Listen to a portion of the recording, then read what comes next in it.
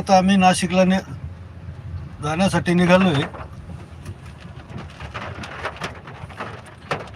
काल आता सर्वात कसं आलं असं चालू होतं काल हा ना, याच्यापेक्षा जोरात होता. जोरात असं हवान चालू होतं. आज झाडं पण भरपूर पडले ना इकडे. झाडं फार फार पडले नाही का? हे झाडं काय ठिसूळ असतं, हे काय हे केव्हा पडू शकते. मुंबईतली झाडं.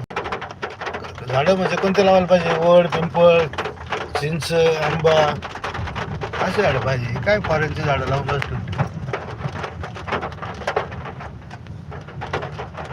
कधी पडू शकतं माहिती की झाड. अरे एनी टाइम दादा, त्या झाडात काही दम नाही.